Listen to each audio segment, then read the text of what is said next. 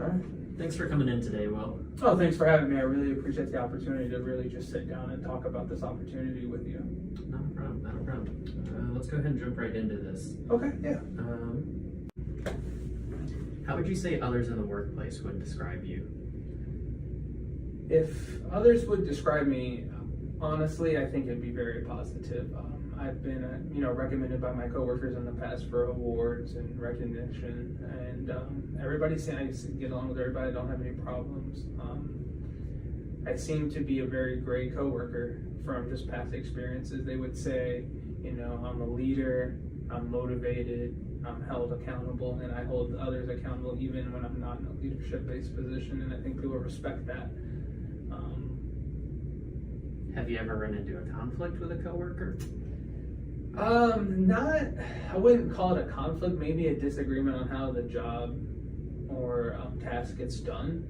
Obviously, when you work with 20 people, there's going to be differences of opinions. Sure. And it takes someone level-headed to sit back and kind of absorb and reevaluate, and I think that's kind of where my leadership style is. I like to take everything in, decompress it, and then rebuttal with what I think is the best plan of action. And I think when you do that properly and with respect to other people, they really see that and they give you those accommodations that allow me to even be in this position to interview with you. Would you say leadership is a strength of yours or an attribute that you're working on growing still? I think leadership is kind of both, in my opinion. Obviously, there are natural born leaders out there that, from playground, they're starting up the games attack to leading, multi-million dollar corporations. But it's also something that anybody can work on any given time. It takes the compassion, it takes the understanding of your different cultures and your different people out there to really have a core group of people that you can mentor and lead. It's not just you wake up and you're president of the United States. You have to build those relationships and prove to people constantly that you are the right person for that job, and I believe that's how leadership is. So tell me a little bit how you'd see yourself in 5 years. In 5 years, I'd like to be where you are. I'd like to be sitting in here interviewing other people for positions within the company. It's always been one of my fascinating things is becoming an interviewee, just to have that relationship, interview with folks and see where their passions lie, because I think you have a pretty good understanding from my resume and just our initial talking, learning more about the company, that you see where my strengths, where potential weaknesses may lie. And I think in 5 years I'd like to be just that cloud engineer that is leading infrastructure development for different customers. So tell me a little bit about some interests that you have outside of work. Changing the pace a little bit. Yeah, interest, man, I have a lot, I really do. I definitely spread my time way too thin, trying to juggle, but definitely a big hobby of mine is video games. I've been playing video games since, 2-3 years old. I mean, my dad has video of me just sitting playing Sega Genesis with him on the floor, with the little tube TVs and everything, You got to turn the knob and everything like that to get to channel 3 or whatever. That's a really big hobby of mine. Also, me and my wife like to do outdoors, go hiking, kayaking. I like to try to disconnect. So since we're in such a technology-oriented field, it's constant computers and constant monitoring and being on the internet of some form or fashion. And I think going hiking and getting that true outdoorsy, getting that wind in your face is something that you can't replicate in front of a machine. Sure. So building off of that, tell me a little bit how you deal with stress in general and say stressful situations. That's a tough one. Stress can come in so many forms and factors, and for me, the levels of stress obviously are variable. But in general, for me, stress. I have my wife. My wife is my support system. I turn to her when I'm having a bad day. When I'm doing, if I'm not feeling 100% like Will Rosa, I always turn to her. She's that backbone for me and for our relationship. So she's definitely my stress ball. Okay. Whenever you're ready. If I called your best friend and asked for a reference, what would they say about you? If you called my best friend, he would probably tell you informally that I'm just a giant goofball. I like to have fun. On a professional note, he would definitely, because I've worked with him before at my last job, he would definitely tell you that I can hold it down, man the ship, right the ship. I can definitely be counted on at any time, day or night, weekends. If you need me somewhere, I'm always there, just without a second thought. He would definitely tell you that I'm an exceptional worker, because I would say the very same thing about him. And that's how he became my best friend, was actually from our last job. I met him, and we just developed this relationship, and he had the same type of work ethic that I have, which is always hard working, didn't slouch, made sure that things got done on a professional level every single time, hands down. Okay, good to know. What steps are you taking to strengthen your greatest weaknesses? Well, that's always a hard one to answer, because it's always hard to reflect on yourself and admit that you have flaws. One of my flaws is definitely one would be, just gonna cut that part out.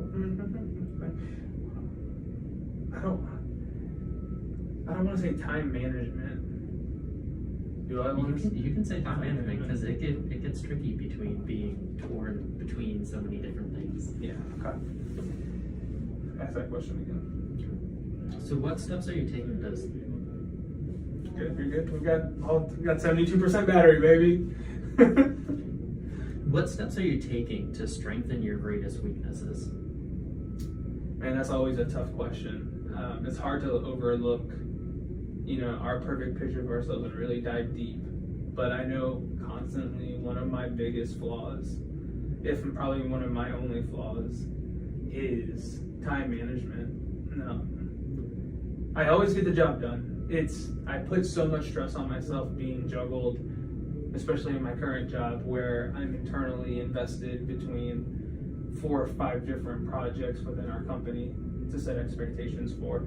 So for me, trying to actually use like a calendar app is a big struggle for me, because I just assume I have all the time in the world, and I know my strengths. I know that I've never done a job incomplete, so I always just assume I have, say, 7 more hours than I actually do to get something done. And so for me, I always try to work on, hey, use that calendar, set those reminders on your phone. Yes, it may seem, counterproductive to sit there and spend 40 minutes building your calendar, but in the long run, it will help you. And that's something that I continuously work on every day, is just making sure I become a better time manager. So at the final hour before something is due, say a proposal for a contract, I'm not running around with my head cut off like a chicken, just scrambling, trying to get the pieces done, even though the pieces do get done and they get done to the level that my bosses expect. I know for me, it would save me a heck of a lot of stress and worrying if I could just pinpoint those issues in the time management space and get myself actually a more spread out week to handle those tasks. Okay. So kind of along the same thread, can you tell me a couple of things that your former employer might like for you to have improved on? Definitely for me, coming into my role with my last job, was the collaboration. Sometimes I do feel it unnecessary to collaborate with coworkers. Depending on the job, to say I'm a subject matter expert in that particular task that we're doing, I feel like it's just easier for me to get it done than to say, hey, what do you know, person, city, what do you know, and kind of collaborate into one final proposal document for contracts, instead of just me burying my head deep into the sand and knocking it out. I think they would like to have seen a little more of that, a little more of the ambition of go talk to that neighbor, go talk to that person next to you and see what you guys can put together, because like the saying goes, usually 2 heads are better than 1. Okay. Do you normally prefer a high-paced working environment, something where things are moving fast, barely have time to breathe, or are you someone that prefers a more calm and cool and a little bit more slow and methodical work environment? I think I actually prefer the fast and high-paced environment. For me, it's no time to potentially slack off. In the past, I have not done well with a lot of free time. I tend to lose track of what's going on, and I fall into a social media wormhole on my free time, or, oh, I have 10 more hours allotted to this task. It's only going to take me 3. So I'm wondering what I could be doing with that extra 7 versus a fast-paced environment. You throw 30 things at me and say I have 30 days to do them. I know that's a task a day, and there's no time to wonder if I'm doing, I have to just continually bang them out and get the job done. So I definitely prefer that type of environment. Okay, very good to know. Do you feel that you tend to work better with data or with other people? I think that's task oriented, depending. For me, I don't have a problem being alone in my office and, head in the sand type of mentality again and just knocking it out. I mean, I've done that before. I know that, especially in this field, it's a lot of coding, it's a lot of, one-on-one work with you and your machine that you're working to develop. But I also, in my past experience, I've learned to cherish those moments to collaborate and work with people, because it does kind of give you that break away from the reality of the job. You can have that one sidebar, 5-minute sidebar to decompress. Like, say you get stuck on a coding and the code's just populating and you can't debug it and it's not working, getting syntax errors. But you have somebody that is working on the same piece of the puzzle. You guys can kind of take a step back, laugh it off, talk about it, ping other people for ideas. So I would like to have a job where it's kind of a mix of both and just a fluid back and forth pot. Sure, I can totally understand that. Tell me a little bit about how you might react to an unforeseen event. Say a customer comes back and pushes a deadline forwards, say 3-4 weeks. Something that's completely out of the blue and you weren't anticipating. How'd you go about handling that? Well, from a personal note, not representing the company just as a decompression method that I like to do is just take that step back, sit down, read. Obviously you have to reevaluate. If there's things that they can forgo, say they wanted a more polished user interface, well, that might take the extra 3 weeks to get it really pretty, hands-on. We might have to scale that back to allow time for the actual development of the infrastructure. So for me, it's making a list of what can we cut, what can we make, because the goal is to make the customer happy. I mean, they use our company as a service, and we have to deliver the product regardless if they push the deadline back or forward. If they pushed it the other way, we can't just sit around and waste money by hanging out and going out for a drink. We still have to be working on something to make that product shown. And so that would be my recommendation if that was ever pushed, is just to be, okay, well, let's all decompress, take a step back. What can we cut where? If it was a time deadline that got pushed forward, what can we do to give them the product that works? But it might not be our original vision, but that product is still what we call the finished product, and we're happy to send that out. Okay, very good. Do you plan to continue your education further than a bachelor's degree, or think you're calling it there? Are you kind of leaving it up to company needs? I think it's never enough just to settle, especially when it comes to education. Personally, I'm happy with a bachelor's degree. I do a lot of off-time reading, and I think that's a form of education in itself. Absolutely. Articles, not social media posts like who's marrying who, but actually just getting free reading on what's going on in artificial intelligence, because that plays a role into cloud development. Does that customer need that? Well, it might not be required for me to know what artificial intelligence is or how to implement it into a platform, but if I'm reading that and I can say something in the next meeting, if it comes up, say a year from now, I have some background, and to me that's education. Sure. So I always look forward to the opportunities that if the company were to say, hey, Will, we really like you to go get the certification, I'd be hands-on to help, no questions asked. But I think I'm always in a continuous state of learning. of, you know, getting more knowledge to be a better asset for the company. Okay. Something on a little bit less serious note. You could be any superhero. Who would you be and why? I could be any superhero, man. Or superpower. We can make it a little bit easier. It doesn't have to be. Well, the cynical me would say Deadpool. Okay. Just because he kind of just has the world in his hands, no holds barred. Is that a very practical superhero in the real world? Probably not, because they have to follow rules in most other superhero movies. But maybe a superpower, definitely flying. I mean, no more car payments, no more insurance. You know, I get from point A to point B, no airplanes. Sure. You know, sure. and what's better than wind in your hair? You know. Can't agree with that more. So how would you handle a problem with a customer, and a customer that's getting rather frustrated when you don't know the answer, but they're looking for an immediate solution? If the customer is looking for an immediate solution that I can't provide, hopefully I have the capability of settling them down to to where I can make a phone call. In my current job, I know there's 4 or 5 people that I can call or text on the dime that can provide some type of, hey, try it this way. Give me a different perspective on how to handle the customer. I think that's the big thing, is just if I can calm the customer down enough to give them that satisfaction, like, hey, look, I'm here, I genuinely care. I'm sorry you have an issue with your product that you've purchased. If you would just give me 5 extra minutes to find you an answer, or find you a suitable solution that works for both parties. And I think that's the outcome in the course of action every single time, instead of getting upset with them and then end up having a fight where they,